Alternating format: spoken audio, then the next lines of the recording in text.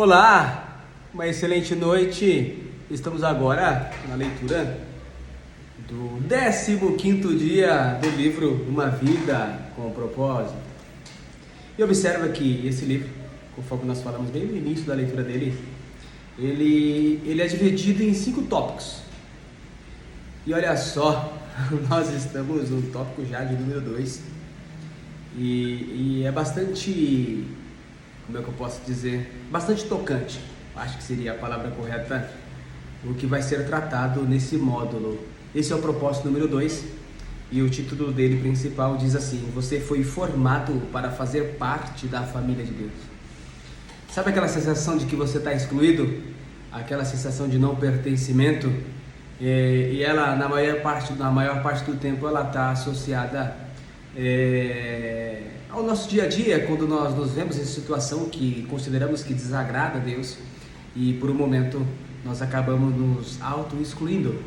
Eu lembro de um amigo meu, nós conversávamos muito sobre a palavra de uma forma geral, e eu falava assim para ele, não vou falar o nome, mas eu falava assim: sabe, muitas das vezes a gente vai na igreja e a gente sente uma acusação tão forte e a gente entra assim meio cabisbaixo, sabe? A gente entra, senta de uma forma bem posicionada assim, aí tá olhando pro culto, pro pastor, cooperador, no meu caso, né? Cooperador, você olha assim, aí daqui a pouco você abaixa a cabeça, você olha pro lado, parece que a igreja todinha tá olhando para você, entende? Mas você vai, você precisa disso, você tem a necessidade de estar em comunhão com mais pessoas, e isso é muito bom porque essa comunhão ela fortalece, considerando que é importante saber que o que realmente alegra o coração de Deus, nós temos essa comunhão de forma individual. É muito fácil, entre aspas, claro, é muito fácil nós alcançarmos uma glória, a manifestação do Espírito Santo, quando nós estamos louvando em conjunto. Então você dá um glória ali, o outro dá um outro glória ali, daqui a pouco o pentecostal pula e dá um girocópio, já aquele que é mais quietinho, mas tem um dom de chorar, ele fica chorando, e toda aquela energia do lugar, toda aquela ambientação faz com que você comece a se elevar espiritualmente, e quando você menos espera, o Espírito Santo vem, manifesta, você fala línguas, e aí vira aquela coisa maravilhosa. Mas a parte difícil, que é a mais evidente, que é talvez a que mais importa, digamos assim, é quando você consegue sentir o Espírito Santo, mas de forma individual. É só eu e Ele, não tem mais ninguém aqui que me ajude. Eu decididamente eu preciso de Ti, eu preciso que Tu me visite, eu preciso que Tu manifeste em mim, e você está ali sozinho, naquela solidão, e você dá um glória, e se você está num ambiente vazio, que nem eu estou aqui agora, você dá um glória e você ouve o eco lá no fundo: glória, olha, e essa sensação de que a resposta não vem, faz com que você concentre mais ou que você desista, mas a tua necessidade de sentir é tão grande que você não quer saber de mais nada, você vai até que explode. E aí você sente a presença do Espírito Santo e parece que você se sente pertencente mais uma vez. E aí eu falava com ele que a gente entrava na igreja e era um momento muito conturbado da minha vida, espiritualmente falando, e aí você entra, você fica assim, sabe? Aí você olha pra frente, vai logo se engana, você olha pra baixo assim de novo, aí você vai um culto, você vai em 2 cultos, aí no primeiro culto já consegue ir, no segundo culto, lá pro terceiro culto, ou quarta semana você já consegue ficar assim, presta atenção assim, fica assim olhando assim, aí depois você já passa mais um tempinho, você já consegue ficar um pouco mais em pé, entende, no culto, você consegue assim prestar mais atenção. Daqui a pouco, quando você entra, passa um tempinho, você entra na igreja, você já, salva um aqui, cumprimenta outro ali, parece que você está mais familiarizado com o ambiente, e aí quando você menos espera, você chega no nível onde você senta no banco, e aí você já está todo relaxado, você olha lá para frente, você olha para trás, você olha para todos os lados, porque você se sentiu pertencente, não se sentiu aceito, não por aquelas pessoas que estão ali à sua volta, né? Porque cá entre nós, não importa quem senta do seu lado, pouca diferença faz, mas você se sente aceito no ambiente espiritual, você se sente assim, parece que alguém assinou, ok, tá liberado, pode ficar à vontade na casa do Pai. E é assim o que acontece. Então esse subtítulo ele fala um pouquinho disso. Você foi formado para fazer parte da família de Deus. Nós precisamos ter essa compreensão o mais rápido possível, de modo que a nossa vida se torne mais leve e não precise entrar na casa do Senhor, ou entrar no santuário, ou entrar no teu local secreto, não necessariamente dentro da igreja, naquele local de oração que você tem dentro da tua casa, ou lá da empresa, que você vai no banheiro de forma religiosa, todo dia, às 3 horas, todo dia depois do almoço, ou na hora de entrar, ou na hora de sair, coloca o teu joelho no chão. Quando você entra no seu lugar secreto, você não precisa entrar, de certa forma, envergonhado, ou não se sentindo meio assim à vontade. Entra na casa do Pai, abre a porta, abre a geladeira, senta na mesa. Sabe por quê? Porque você faz parte da família. E é sobre isso que nós vamos falar agora, nesse subtítulo. E ele diz assim: eu sou a videira, vocês são os ramos. Cristo nos fez um corpo conectado com os outros. Isso está em Romanos 12:5, e sobre a videira está em João 15, verso 5. Vou baixar um pouquinho aqui. A filmagem de ontem ela não ficou muito boa, mas tá bom. O importante é a mensagem. Espero que ela toque. Ela vai tocar. Vamos lá. Formado para fazer parte da família de Deus. Foi Deus que fez todas as coisas, e todas as coisas são para a sua glória. Ele quis que muitos filhos compartilhassem a sua glória. Isso está em Hebreus 2, verso 10. Vejam com que grande amor o Pai Celeste nos ama, pois Ele consente em que sejamos chamados seus filhos, e verdadeiramente somos. Vou aqui. Eu gosto.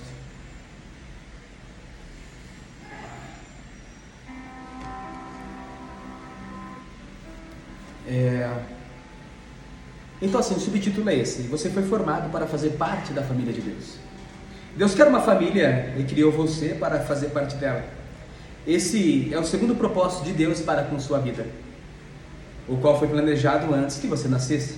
Toda a Bíblia revela a história de Deus formando uma família que irá amá-lo, honrá-lo e reinar com Ele para sempre. Ele diz: seu plano imutável sempre foi adotar-nos em sua família, conduzindo-nos a si mesmo por meio de Jesus Cristo. E isso lhe trouxe grande satisfação. Isso está em Efésios, capítulo 1, verso 5. Deus é amor, por isso Ele dá imenso valor aos relacionamentos. A própria natureza de Deus é relacional, pois Ele identifica a si mesmo em termos familiares: Pai, Filho e Espírito Santo. A Trindade é um relacionamento de Deus consigo mesmo. É o padrão perfeito para uma relação harmoniosa e devemos estudar suas implicações. Deus sempre existiu vivenciando um relacionamento amoroso consigo mesmo. Logo, Ele nunca esteve só. Ele não precisava de uma família, mas desejou uma. Então concebeu um plano que consistia em nos criar, adotar-nos em sua família e dividir conosco tudo que possui.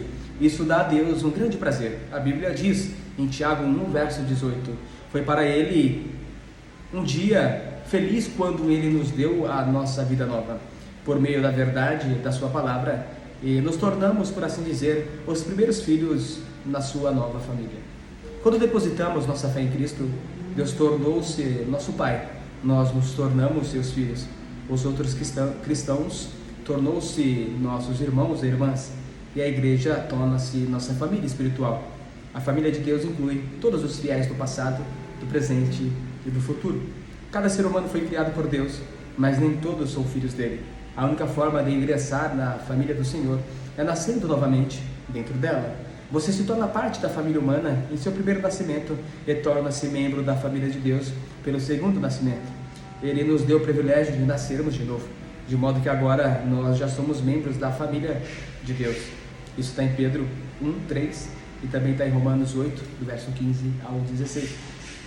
O convite para fazermos parte da família de Deus é universal.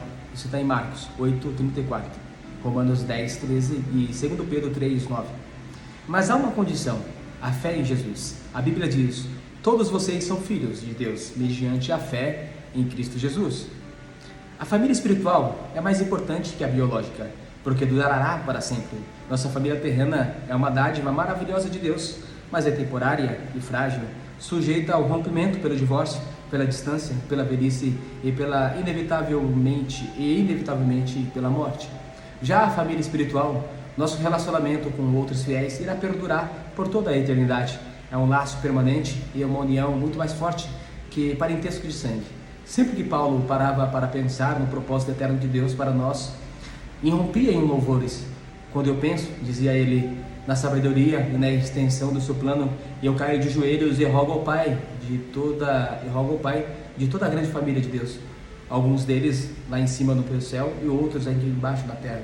Retomando, quando eu penso na sabedoria e na extensão do seu plano, eu caio de joelhos e rogo ao Pai de toda a grande família de Deus.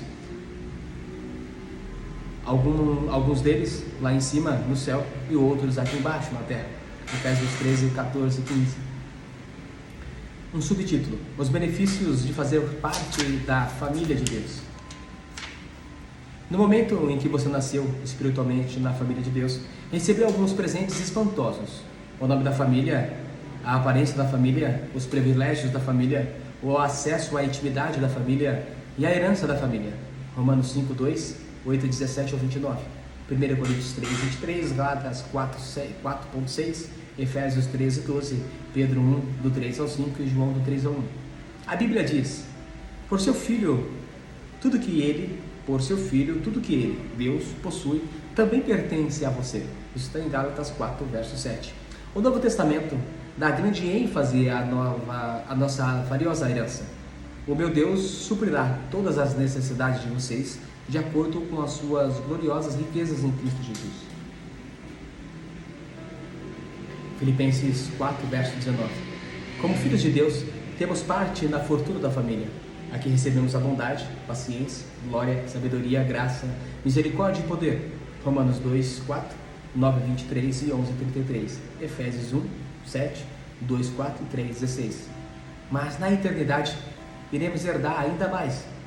Paulo disse: quero que vocês percebam quanto é rica e gloriosa a herança que ele tem dado ao seu povo. Efésios 1, 18. O que exatamente abrange essa herança? Primeiro, seremos levados deste mundo a fim de estar com ele para sempre. Tessalonicenses 4, 17. Segundo, seremos completamente transformados para nos tornar como Cristo. Coríntios 3, verso 18. João 3, 2. E terceiro, seremos livres de toda dor, sofrimento e morte. Isso está em Apocalipse 21, 14, 21, 4. E o quarto, seremos recompensados e reassumiremos posições de trabalho. Mateus 25, do verso 21 ao 23. Em outros textos também. Quinto, participaremos da glória de Cristo. Em Romanos 8, 17 está escrito isso. Que herança! Você é muito mais rico do que imaginava. A Bíblia diz: Deus reservou uma herança inestimável para seus filhos. Ela está guardada no céu para vocês, pura e incorruptível, isenta de oscilações e da decadência. Isso significa que sua herança eterna é inestimável, pura, perpétua e protegida. Ninguém pode tirá-la de você. Ela não pode ser destruída pela guerra, por uma economia deficiente, nem por algum desastre natural. É por essa herança eterna, não pela aposentadoria, que você deve ansiar e se esforçar. Paulo diz: tudo o que fizerem, façam de todo o coração, como para o Senhor e não para os homens, sabendo que receberão do Senhor a recompensa da herança. Colossenses 3, 23, do verso 3, do 23 ao 24. Aposentar-se é uma meta sem grande perspectiva. Você deveria estar vivendo à luz da eternidade. Esse é a primeira parte da leitura do 15º dia. Faremos uma pausa de modo que o vídeo não fique tão longo e retomaremos logo em seguida com o segundo módulo, com o segundo subtítulo, que diz assim: batismo, identificando-se com a família de Deus.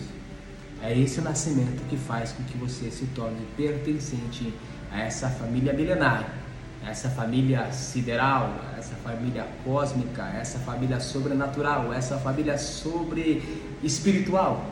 É através do batismo. Mas a gente fala logo em seguida. Beleza? Um grande abraço e até logo.